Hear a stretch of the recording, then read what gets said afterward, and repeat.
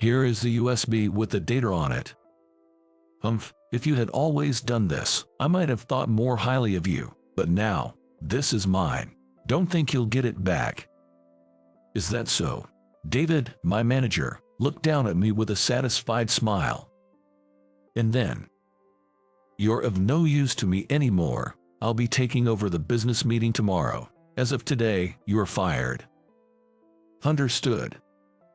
I handed David the resignation letter I had prepared in advance. Once I confirmed the USB was inserted into the computer, all that was left was to wait and see how things unfolded. Now no longer an employee, I subtly lifted the corners of my lips. My name is Michael. Ever since I was young, my parents gave me a cell phone, and I became immersed in watching videos and conducting simple searches. Above all, what captured my interest the most was gaming. Back then, my parents installed apps for educational puzzles and simple games for me to play. Once I learned how to operate them, I started installing games that interested me. This was what led me to dive deeper into the world of computers. When I entered elementary school, my father gifted me his old computer. In this day and age, it's good to be able to use a computer. Plus, for a game lover like you, it'll be a great gift. Thanks, Dad. My mom was worried about my future grades. However, throughout my elementary school years, I continued to score perfect marks on most tests. Thanks to that, my mom, who was initially skeptical about giving me a computer, stopped fretting. As I progressed to middle school and my allowance increased, I became engrossed in building my own computer. However, initially, I didn't have much money and couldn't afford new parts. Instead, I bought cheap, problematic parts known as junk and gambled on finding ones that worked. It felt like a treasure hunt in a game. Spending time with my computer became my priority. During this time, I also started dabbling in programming. At first, I wanted to create games that I still enjoy today. Although there were complex and difficult parts, looking at the lines of code I wrote filled me with immense excitement and satisfaction. Riding on that momentum, I finally completed a game.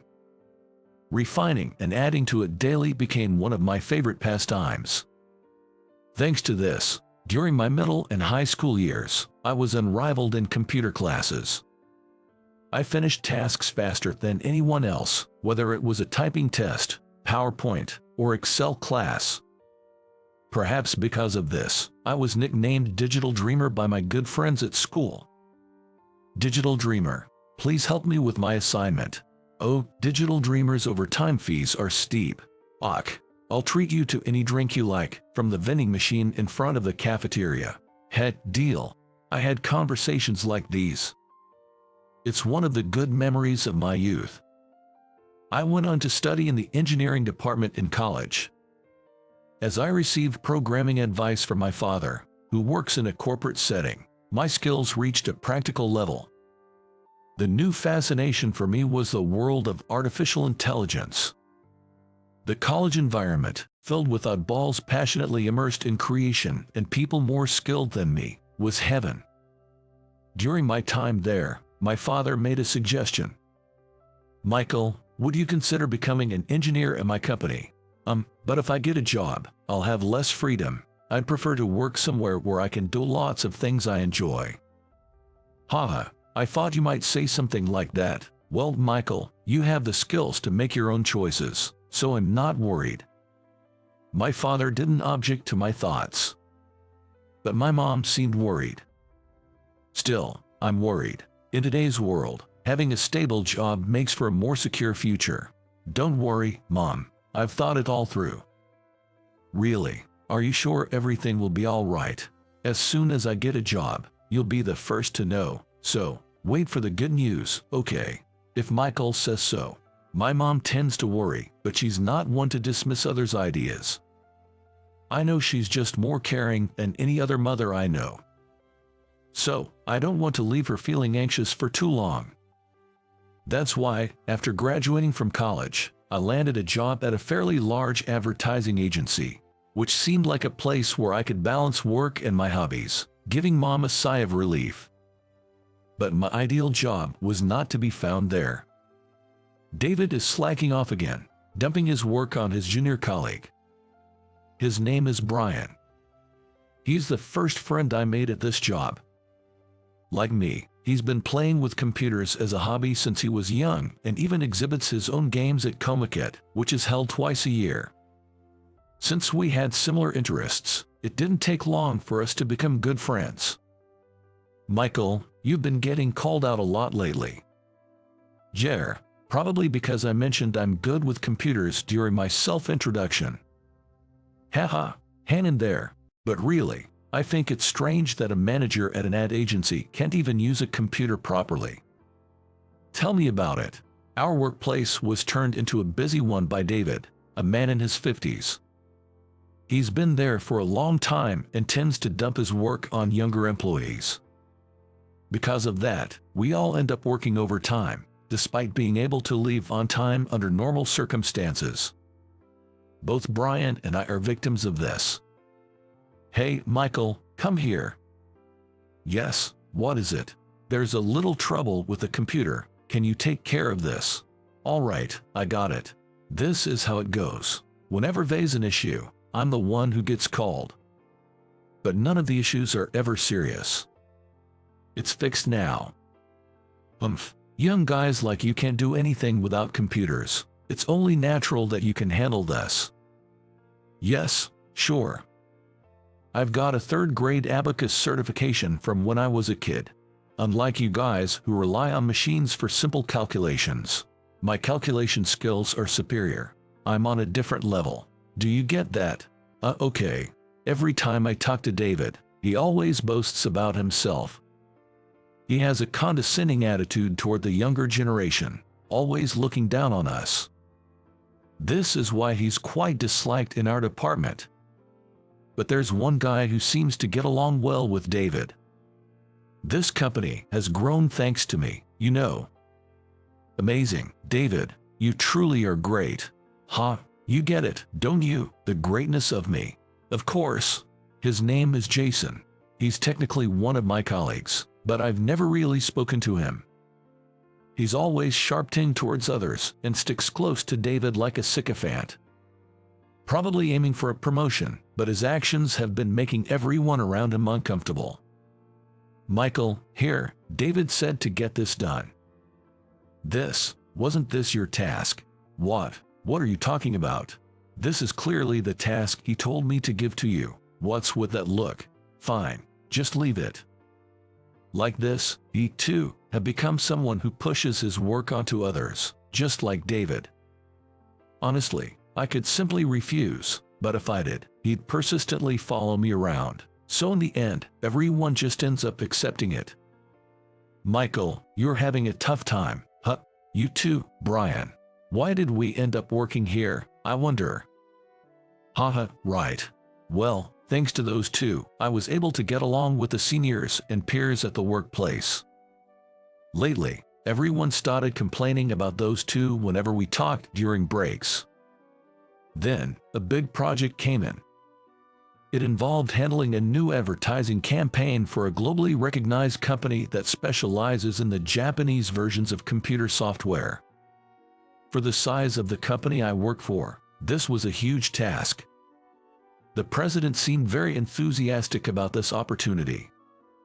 Thankfully, after much effort, the contract for the job was officially signed in a subsequent meeting. It was a sign of significant progress for the company. Soon, the news reached our department. We were informed about the personnel needed to prepare the data for the business talks. Looking at the list of members participating in the project, I saw my name on it. Good for you, Michael. Jer, this project seems like it will be rewarding. I'm sure you'll bring great results. I'm counting on you. Thanks, I'll do my best. Brian was happy for me as if it was his own achievement. But the joy Brian and I felt was short-lived. As I looked at the list of names, I spotted David's name. Brian noticed it almost at the same time, and we both let out a sigh. Ah, haha, good luck, Michael. You've got to be kidding, Brian said with a forced smile, reading his words mechanically. As I started preparing for the project, I first gathered the company's data and collected information on the current industry situation to create the materials. I also visited the client multiple times to tailor the materials to their preferences.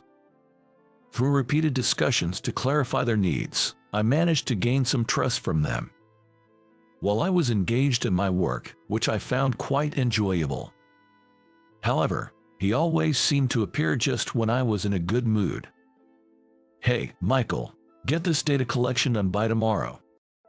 Isn't this your task, David? Stop complaining. Just do it. All right. David kept dumping even the simplest tasks on me. Honestly, I wondered when he actually did any real work, since he didn't handle anything difficult and even pushed tasks like these onto me. Once, during a break, I witnessed David and his yes man Jason having a conversation. That guy is such an idiot, working so seriously. It's thanks to guys like him that I can reap the sweet rewards. David, you're so wicked. Ha, just let him handle all the bothersome stuff. That way, I can easily make achievements. Typical David, the strategist. Surprisingly, hearing this conversation didn't make me angry. I was just resigned and a bit disgusted, as it was exactly what I expected. Quietly sighing, I returned to my desk to resume my work. The day before the project meeting, I was glued to my computer, finalizing the work while coordinating with the client. I was so busy juggling tasks that I could tell others about it, which made me quite noticeable in my department. Before long, I started receiving high praise from my peers and senior female colleagues, and inwardly, I felt a joy that rivaled even my favorite hobbies. However, it seemed someone wasn't pleased with my performance. Hey, Michael, the copier's ink is running low. Refill it. Sorry, I'm a bit tied up right now. Just do it when you're told. This is why I can't stand young people. All right. Arguing back wouldn't have made a difference. I knew he was that kind of person, so I didn't retort. But such tasks kept piling on me. Hey, Michael, the ballpoint pens are running low. Order some more from the office supplies. All right. Can't you even notice something like this? What's with young people these days? This was just one example. And more. Hey, Michael, make some coffee. Show a little consideration for others. Sorry about that. After being told to make coffee and bringing it to David, he said, changed my mind. Make some green tea instead. All right. Seriously, you're so slow that you've made me change my mind. Honestly, I had the fleeting thought of spilling the hot coffee I was holding. In the end, I poured the coffee down the drain and made green tea instead. Then Brian came over.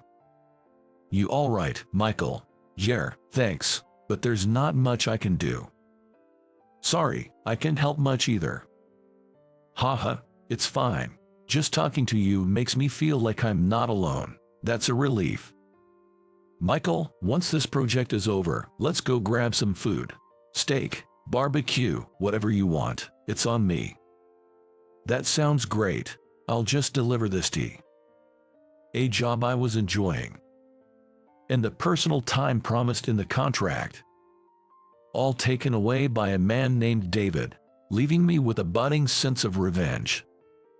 While feeling the warmth of human kindness being snatched away and consumed by growing hatred, I placed the steaming tea next to David. It was meant to be a signal for battle. Then, as if to deliver the final blow, David dumped a huge pile of documents on my desk. Sort these documents chronologically and refile them. I need it done by tomorrow morning. That's unreasonable. I have the project to work on as well. You're a junior, and I'm the manager. You should understand the hierarchy. Normally, you can't defy me. Can't you even handle such a simple task? You're incompetent. Pathetic, really. No matter how good you are with computers. If you can handle clerical work, you're a failure as an office worker. Do you get that? You're the kind of person who gets discarded. David probably had been harboring resentment towards me. He ranted at me without caring about the looks from others around us. Then, with a satisfied expression, he prepared to leave for the day. "Oh, and give me the documents you've prepared." His tone clearly showed he was looking down on me. Normally, someone in my position should be handling big projects like this and communicating with clients. It was too early for you. His words made me recall everything that had happened until now, and I felt my body shaking with anger, struggling to maintain my composure. For the first time, I experienced how one's vision darkens and narrows when they lose themselves in rage. But in the remaining glimmer of light, I saw Brian and other colleagues and seniors looking at me with concern. I managed to suppress my rising dark emotions. "Understood. Here is the USB with the data." "Humph, that's more like it. If you always did this, I might have been nicer to you. But now, this is mine. Don't expect to get it back." "Is that so?" David looked down at me with a satisfied smile. "And you are no longer of use to me. I'll be at the business meeting tomorrow. You are fired as of today." "Understood. In that case, I'll go and say goodbye to President Thomas." "Do whatever you want." I handed David the resignation letter I had prepared and kept in my desk. He took it, seemingly pleased, and left the room with Jason. "Excuse me." "Come in." After my conversation with David, I went to the president's office to explain the situation. I talked about how the project data was uploaded to the company's cloud and how it could be accessed. Also, during my visits to the client, I got along well with an executive named Mr. Davis, who, seeing my work ethic, had trusted me and even proposed starting a new company together. I shared various things. "So, I thought this company would be a good environment for you. I'm sorry it turned out to be a source of suffering." "It's okay, don't worry about it, but I guess the feelings I harbored towards David will smolder in my chest for a while." "Well, maybe it's for the best. I was never fond of the idea of our relationship being defined by hierarchy. I wanted you to live more freely." "I felt the same way, Dad." Not many people knew, but the president of the company and I were actually father and son. My surname, Williams, was from my mother's side, so it wasn't obvious. Initially, my mom had suggested I join a company to succeed my father, but he wanted me to have more freedom and never intended to make me his successor. Hearing about my resignation, he was secretly relieved. "I'll tidy up and leave the company."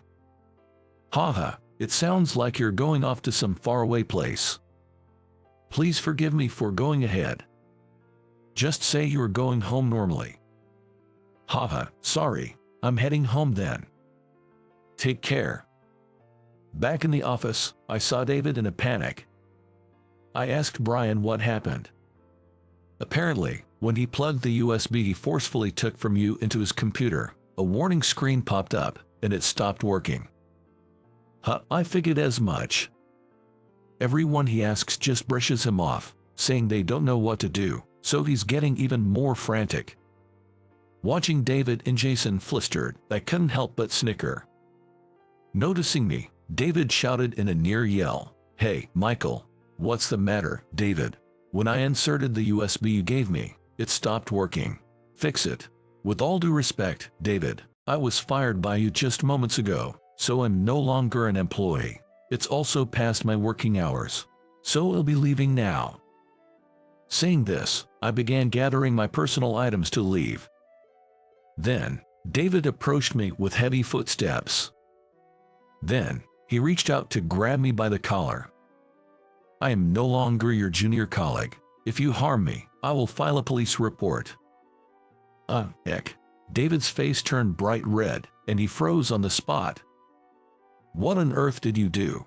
"Well, I can't think of anything, but as a manager, weren't you aware that our company prohibits the transportation of data via USBs? "What are you talking about?" "It's a rule for preventing data leaks. If proper procedures aren't followed, inserting a USB will trigger a warning screen." "Oh, right. Recalling the company rule I mentioned, David's face turned pale. It's surprising that someone in your position would forget such an important thing. How did you manage to be in a leadership role? You're getting too cocky. You can't even do basic computer work and lack rational adult thinking, acting like a child unaware of the wider world.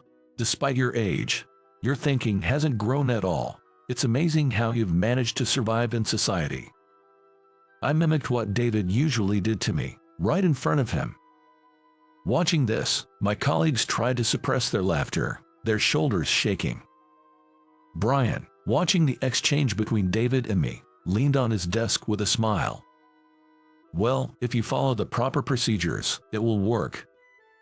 Upon hearing this, David seemed relieved and let out a deep sigh. Seizing the moment, I decided to add more. If you apply to the admin department, it should be operational in 2 or 3 days. Hearing this, David's face turned pale again. The business meeting is tomorrow. You understand the current situation, right?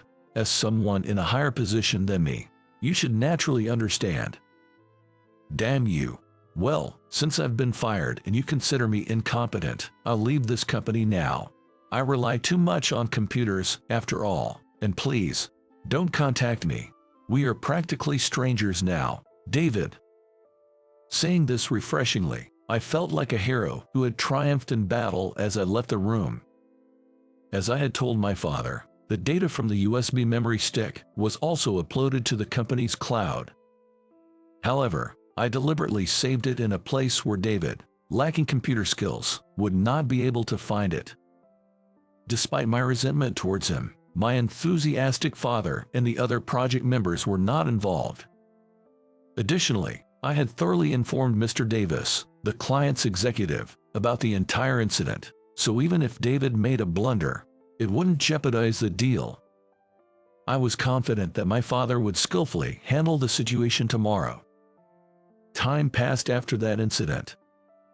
One day, over drinks, I heard the continuation of the story from Mr. Davis, who was then an executive on the client's side. David appeared at the scheduled business meeting looking completely worn out. He apparently tried to bluff his way through, but both the clients and my father pointed out every little detail, causing his voice to tremble and grow fainter. Moreover, when asked by the clients why I wasn't present, David boldly claimed I fired him because he was incompetent, as if he had done something righteous. Amidst the clients who chuckled awkwardly, Mr. Davis, the only one with an unchanged expression, calmly spoke. Michael has repeatedly visited our company to understand it better and has created clear and understandable documents. The quality of the completed ads was high, and we were keen to work with him. In what ways are you more capable than Michael, David? David confidently boasted. I have extensive experience in traditional methods and a strong understanding of foundational business skills. At this, my father burst into laughter. Foundational business skills. Michael actually has a wide range of qualifications in modern business practices and technology. Additionally, he has a strong background in bookkeeping and secretarial work. Given his education and experience, I believe he is quite accomplished. Hearing this, David was petrified. Why do you know so much about that guy? He asked in disbelief. I've been the second closest person to him in this world. It's only natural that I know him well. That means, David hesitated. Yes, he's my son. Yikes. At that moment, David reportedly turned pale and collapsed to his knees. Faced with David's downfall, Mr. Davis, the client's executive, delivered a finishing blow. He remarked, "Our company is engaged in developing computer software that everyone relies on, but it seems you even denies that." This statement provoked a burst of laughter so intense that the clients present were almost taken aback. And then, without dragging it out, he abruptly stopped his act, glared at David and, in the lowest voice he could muster, told him something. "You're the incompetent one." The room fell into a chilling silence. According to him, his expression of anger also contained the disappointment of unmet expectations. Afterward, a colleague in the same room reportedly said, with a laugh, that they never imagined Mr. Davis to be such a terrifying person. In the unexpectedly tense atmosphere of the meeting room, everyone except my father and Mr. Davis were reportedly staring at their desks, completely motionless. Amid this situation, my father addressed David. "I understand that it's hard to keep up with the times, especially as we get older. I face the same challenge, but we can't deny these changes. When we do, it's as if time stops. Our industry always needs to be at the cutting edge," he said. And then, he continued, "I've been told you pushed your work onto others, claiming you didn't understand or couldn't do it. We've gathered information from your junior colleagues. It turns out that most of the work attributed to you was actually done by them. So, what is your value here?" At that moment, David was like a frog under a snake's glare, as Mr. Davis metaphorically described. As David became nearly immobile, President Thomas stood up. "I have the materials prepared by Michael right here. I sincerely apologize for the great inconvenience caused today due to my lack of supervision," he said. After saying this, President Thomas greeted the clients with a respectful nod. In response, Mr. Davis remarked, "The excellent materials and the trust that Michael established are still here. Let's discuss this again on another day. After all, we're almost like family," he said, laughing and diffusing the situation. The clients Mr. Davis had brought along also eased the tension with laughter, agreeing with Mr. Davis's decision. Once the atmosphere had calmed down, my father once again fixed a stern gaze on David. "In this world, everything tends to balance out, as if symbolized by the scales of justice seeking equilibrium," my father said, his smile somewhat unnerving. "Now, one side of the scale holds your accumulated actions. What shall we place on the other side to balance it? Let's discuss that back at the office," he suggested, his grin hinting at mischief. Subsequently, my father dismissed David from his position that very day. Mr. Davis, who is usually all smiles, and my father, who is always so kind. Hearing about these unexpected sides of Mr. Davis and my father sent a shiver of fear down my spine. Don't worry, that was just an act at that time," he said, reassuring me with a smile. I decided never to cross these two men. Afterwards, I became deeply involved in the new company I started with Mr. Davis, working more enthusiastically and diligently than ever. The business focused on developing apps that everyone could enjoy and find useful. There was a lot to do, but most of the work overlapped with what had been my hobby. As a result, I successfully turned my hobby into my career. I also kept in touch with Brian, who stayed at my father's company. Sometimes, when our schedules aligned, we would go out for meals and invite Mr. Davis, the president of the new company. The two of them developed a really good friendship, becoming almost like best buddies. Next time, when the app Michael and I are developing is complete, I want to approach your company for the advertising. That's great. I would definitely like President Thomas to pick me for handling the negotiations, Brian responded. Ha, I'll count on you when the time comes. The connections we had made along the way brought us together as companions on a new path. In life, as long as you strive to move forward, nothing is in vain. Everything becomes a part of who you are in the future. I learned this from the experiences I've had up to today. On a side note, the other day, on my way home from work, I saw David. He was standing in front of a computer school, talking with people his age. After a while, a young man came out of the shop and assured everyone inside, "David, if only you had changed like this sooner, I might have been able to truly respect you. Good luck." I felt a sense of encouragement for him, recognizing his willingness to confront himself and make an effort. Change in times is like a raging river. If you let your guard down, it can drag you down into murky depths and into darkness.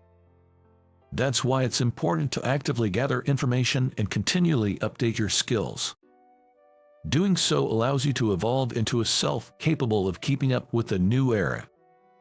Therefore, it's crucial not to give up or be negative about things you can't yet do.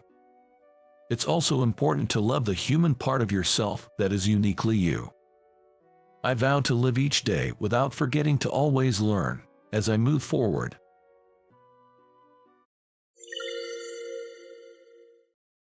Dad, I'm thinking of getting married. Suddenly, my son, Matthew, said this. It was a truly ordinary Sunday morning. I was eagerly waiting for the French toast my wife, Linda, specially makes on Sundays while skimming through the newspaper. Matthew is Linda's son from a previous relationship, and we are not related by blood. For your information, this is my first marriage, not a remarriage, and I married Linda, who already had a child. At that time, Linda had already given birth to Matthew. Her previous husband had an affair while Linda was pregnant and never returned after the birth. Matthew grew up without knowing his biological father. I've explained our lack of a blood relationship to Matthew several times since he was old enough to understand. After each talk, I would always hug him tightly and assure him, "You are my son." Matthew considers me his real father, and I think of him as my true son. Linda and I never had children of our own. Such things are beyond our control, and there's nothing we could do about it. Linda seemed worried about it and once suggested, should we try fertility treatments? With a troubled look. I responded that it was unnecessary to put her body through such treatments when we already had a wonderful son. It was my heartfelt truth. So, the word marriage uttered suddenly by my precious only son turned a peaceful Sunday morning into a state of panic. What? Did you just say marriage? Are you talking about getting married? I lifted my eyes from the newspaper and looked at Matthew, who nodded back with a serious expression. His eyes reflected a firm resolution. I've been in a long-term relationship. I wanted to introduce her to you both earlier, he said, explaining how it was difficult to find the right opportunity. As a father, I have to fully embrace my son's momentous decision. Can you tell me a little about her? It would be quite unsettling for both your mom and me to meet her without any information. There's no point in trying to fix it. I will tell my son my honest feelings. Matthew then began to talk hesitantly about the woman he was considering marrying. Her name is Stephanie. She recently started working as a curator at a science museum. Matthew, an architect, met her by chance at a drinking party. Next weekend, I plan to bring her home. Are you two available? Linda and I exchanged glances. We thought this would progress more slowly, but it seemed the couple had a different pace. There might be some urgent reason we don't know about. I'm okay with it. What about you, Linda? When I asked Linda, she replied, "Of course, it's fine." Her slightly complex smile suggested the mixed emotions of a mother about to see her precious son start his own journey. I may not understand a mother's feelings, but I decided to firmly support Linda.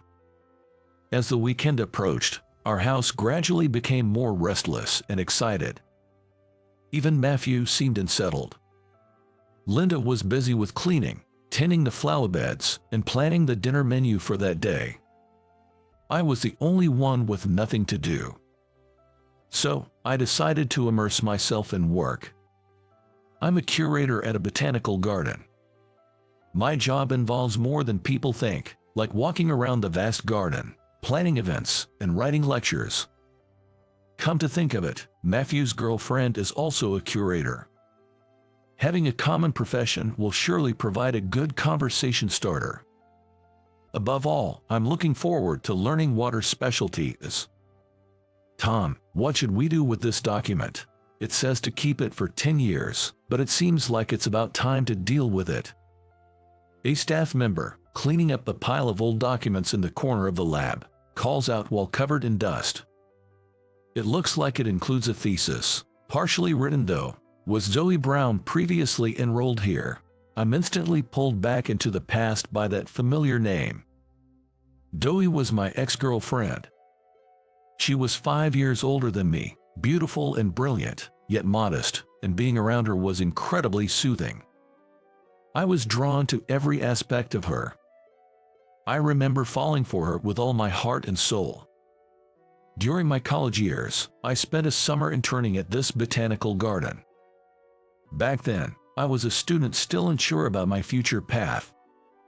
I joined the internship because I was invited by my girlfriend at the time, whom I had been dating since our freshman year in college. We had a harmonious relationship without any fights.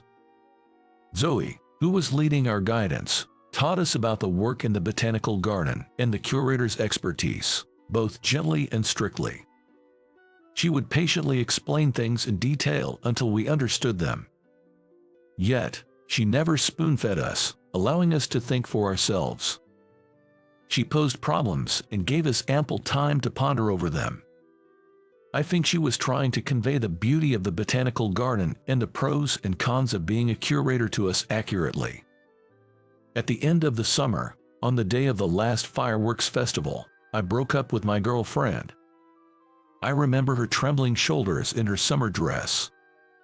She seemed to have had a vague idea about my feelings for Zoe. When she tearfully said she had been afraid of this moment, I truly felt pained. I really felt sorry for her. But still, I couldn't forget Zoe. She was already a working adult, and I was still a student. I hadn't even decided where to work yet.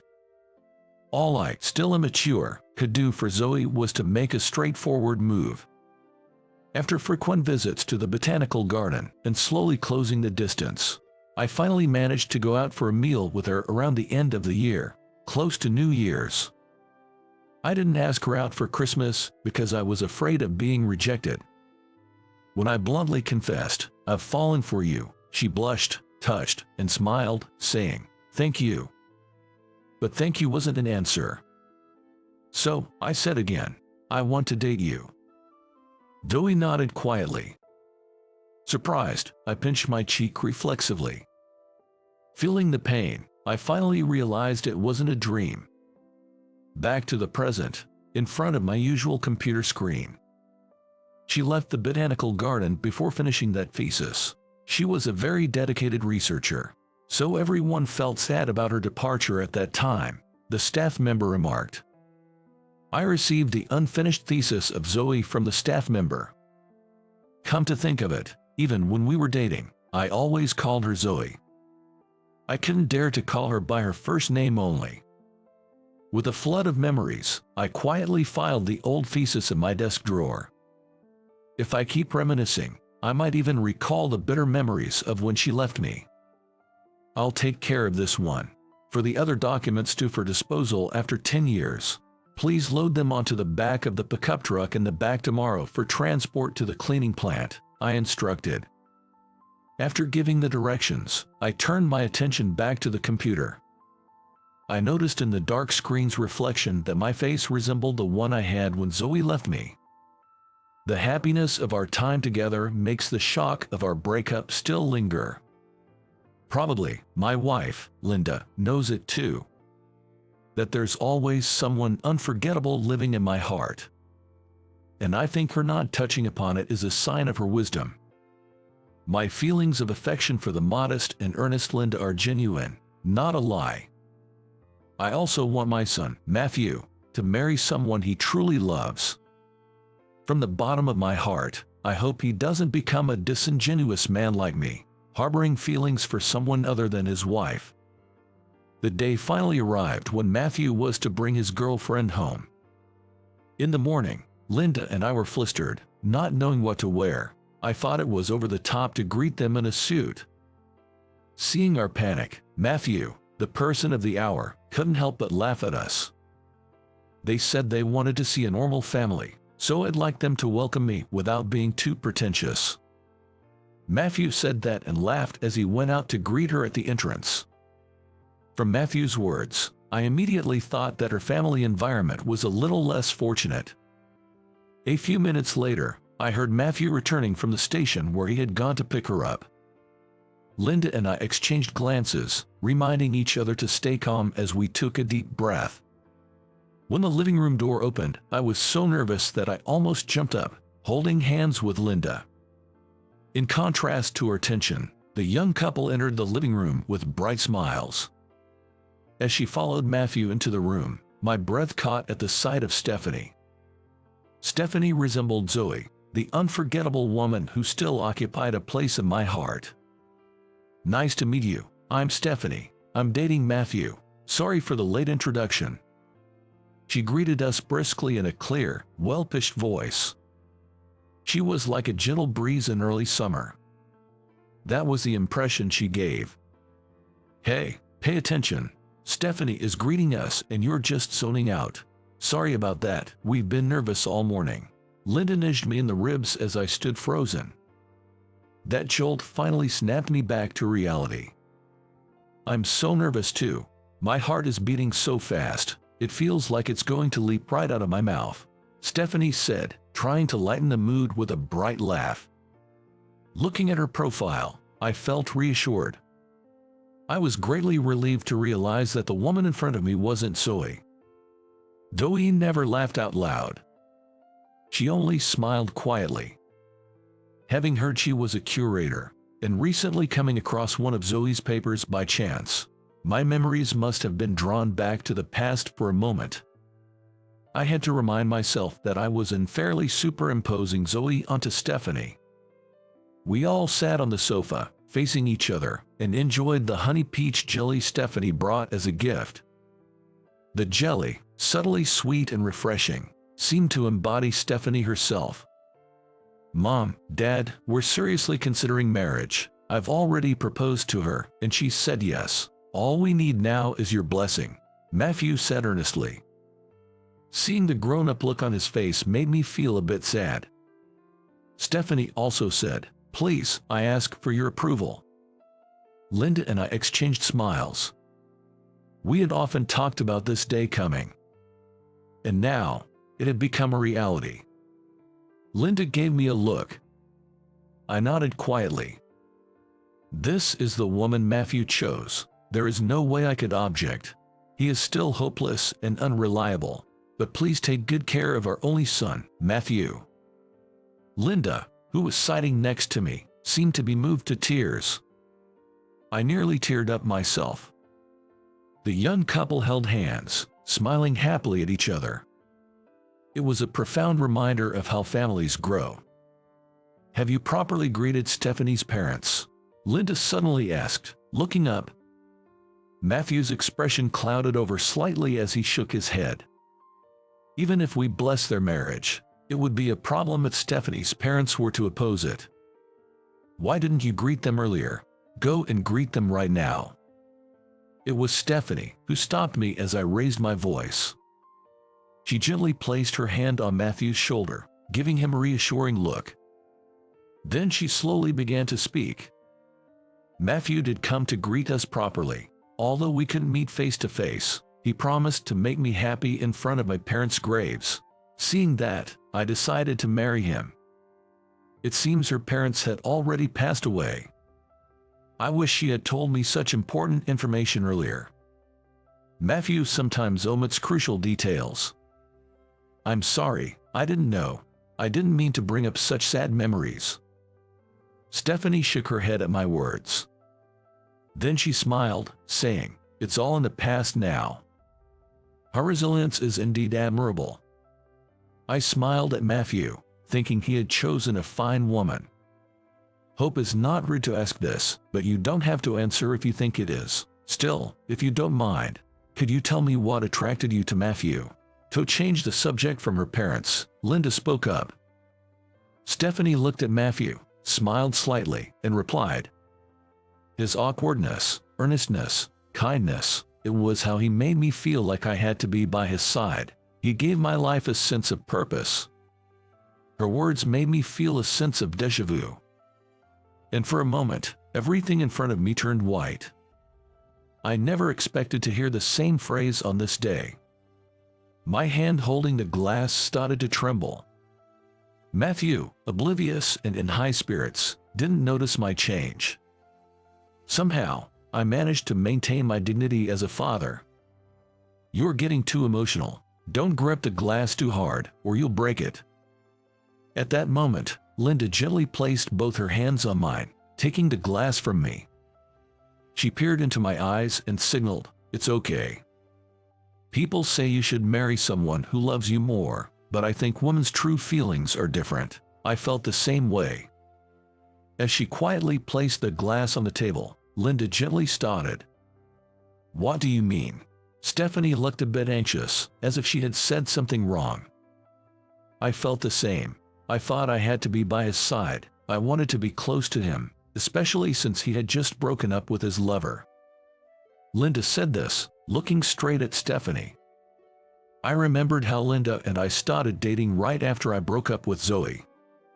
Initially, I found Linda's eager advances annoying. But gradually, I came to accept her presence as a natural part of my life. One of the reasons I decided to marry her was how quickly young Matthew warmed up to me. I was puzzled why Linda brought up this old story. This guy was still hung up on his ex and didn't give me the time of day at first. I responded with a wry smile to her jokingly resentful tone. The woman who left him said the same thing. He needs me by his side. Linda's eyes were serious. Matthew laughed it off, saying, "Oh, really?" Beside him, Stephanie's expression grew tense. Then, biting her lip briefly, she spoke as if making up her mind. "Linda, do you have reservations about me marrying into this family because I am Zoe Smith's daughter?" Her voice was calm, without a trace of anger or despair. I didn't realize it at first when we met, but after seeing my husband's reaction, I understood. "You're the daughter of my love rival." Linda said this with a wistful smile and a sigh. A cold sweat ran down my back. All of this was due to my lingering feelings. Sorry, I'm the only one who can't seem to keep up. Is Stephanie the daughter of your ex-girlfriend?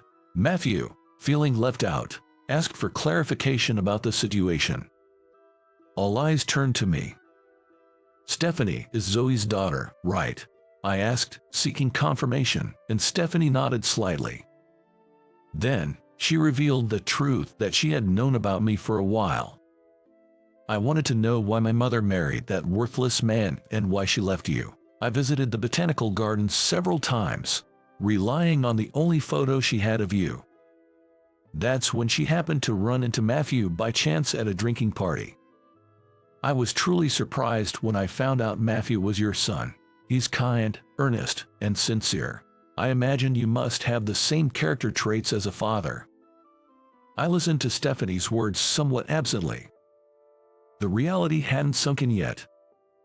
The woman in front of me, still occupying a place in my heart, is Zoe's daughter and about to marry my dear son. Zoe, the woman who chose another man over me. The humiliating past I couldn't forget came flooding back vividly. Yes, that day was supposed to be our one-year anniversary. Our relationship seemed smooth. Everyone around us blessed and acknowledged our relationship. But on that day, Zoe broke up with me. I had believed our relationship was going well. Was I the only one who thought so? Around 6 months into our relationship, I started to notice the shadow of another man around Zoe. I trusted Zoe and couldn't imagine her lying to me. To me, Zoe was like a goddess, pure and kind. I devoted everything to loving and cherishing Zoe. "Tom, there's something important I need to discuss." I remember my heart pounding when she started the conversation with a serious expression. It was the first time Zoe ever initiated such a conversation. "What's wrong? All of a sudden, you look so serious." I tried to lighten the mood with a joke, forcing a cheerful tone. But Zoe's serious expression didn't change. "I'm going to go with him." Zoe's words were succinct. Him was the man who had been lurking in Zoe's shadow. Though I pretended not to know, I had secretly investigated the man. The him Zoe referred to was her cousin. He was an outlier from Zoe's family of scholars, doctors, and civil servants.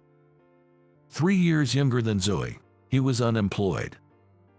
He earned a living from gambling or working as a bouncer in the nightlife district, rough around the edges in my eyes. Completely unsuitable for a goddess like Zoe. He was a man tainted by the vulgar world. That person is. I knew you were looking into it, Tom. I'm sorry for making you feel anxious. Zoe apologized without blaming me, acknowledging her fault. Why? If there's something wrong with me, I'll fix it. We never had any problems till today. We were going to be together forever. I really cherish you, Zoe, truly, for a lifetime. I couldn't finish my sentence as tears started to fall. Zoe just stared at me. It was the first time I saw such an unreadable expression on her face. I didn't want to believe that there was a side of her I didn't know, so I looked away. Tom, you haven't done anything wrong. I understand that you cherish and love me. You're reliable and have a vision for the future. A commendable person. You'll definitely become a good citizen. But he needs me by his side. The person who needs me the most in this world isn't you. It's him. Zoe's unexpected words hit me like a blunt force to the head. Despite my love reaching her, and despite a future where I could lead a decent life being visible, why did Zoe? Wait, I need Zoe too. I want her to be by my side always, to be happy with me, always smile with me. I pleaded desperately. Zoe sighed softly. Is that the kind of person you want me to be, Tom? I'm a person with flesh and blood. I'm not just someone who smiles kindly. Zoe's words made me freeze and unable to move. Because I thought I had been fooled. She turned her back on me, saying goodbye. I watched blankly as her long, soft hair swayed on her small back, getting further away. That was the last of me and Zoe. My father was a worthless man. He never held a steady job and was obsessed with gambling. It was my mother who supported our life. I've always thought that I would never marry a man like him. Lost in these memories, I was jolted back to reality by Stephanie's words. It seemed the man indeed lived a terrible life. Then Stephanie began to slowly talk about her parents' final days. Her parents passed away when she was in middle school. By then, Zoe was hospitalized, deteriorating in health, while Stephanie was busy with school-approved part-time jobs. Her father, as usual, gambled the money he made as a bouncer, leading a life of ups and downs. One day, Stephanie went to visit her mother in the hospital and realized her father was already inside. Feeling awkward about facing her parents together, she ended up eavesdropping outside the door. My mother said she loved my father. She was sad to leave him first, saying so as she gently stroked his bowed head, like comforting a child. Stephanie recounted. There was an atmosphere between them that even their own daughter, Stephanie, couldn't intrude upon. Stephanie left without entering the room. The incident happened that night. In the middle of the night, her cell phone alarm jolted her awake. She glanced at the time. It was just past 2 a.m.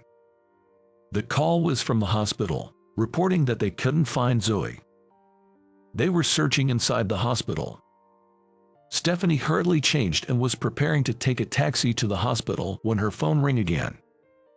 This time it was an unknown number. Apprehensively, she answered to find it was the police station calling.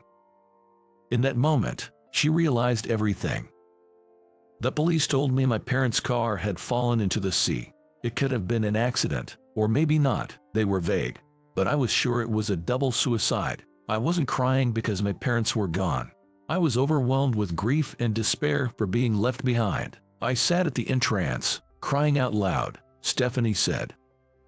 She always felt a sense of alienation. Unable to be part of her parents' world. Of course, she received their love.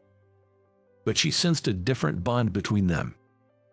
I don't know if it was my father who chose that path or my mother who chose to leave this world. There was no suicide note, but their hands were firmly clasped together, Stephanie revealed. Their joined hands were wrapped in a scarf that Zoe had chosen as a gift from her father. I see. Zoe met such an end. After finishing her story, Stephanie looked straight at us, The couple. To you, I might be the daughter of a hated woman, but I love Matthew. I feel I'm needed by his side. Could you please approve of our marriage? As she pleaded, her small back was trembling. Soon, Matthew sat beside her and said, I can't imagine living my life with anyone but Stephanie. Seeing the young couple plead, my wife Linda and I exchanged glances. Tears were in Linda's eyes. It must have been a mix of various emotions. I'm fine with it. I've known about the goddess in my husband's heart even before our marriage. There might be times I see her shadow in Stephanie, but that's all in the past now. Linda said this with a smile. It was the first time I saw such a compassionate, almost saintly smile. Zoe and Linda seemed to overlap faintly in my vision. Please take good care of Matthew, Stephanie. Tears filled her eyes as she looked up at our words. Matthew gently wiped her tears away with his sleeve. Surely, these two will make a good couple. A couple that truly needs and supports each other. I'm sorry, sweetheart, I was a little bit mean, Linda said. I'm happy to be married to someone I can love. You don't need to feel guilty. I love you, including the Zoe inside you. Please don't forget that, she said. Unexpectedly, these words from Linda began to melt the stubbornness and pride inside me. Despite believing that I am the superior one, that I could have made her happier. Those feelings are slowly fading away, along with Zoe's shadow. Before me is Linda, smiling like a saint. Linda, thank you for loving someone like me. I found myself saying naturally. Linda's eyes widened in surprise, and the next moment, she hugged me tightly. An incredible sense of relief enveloped me. I truly felt loved. Hey, this is our introduction. Can you guys not be lovey-dovey? Matthew, our son, said with a hint of exasperation. I grinned back at him.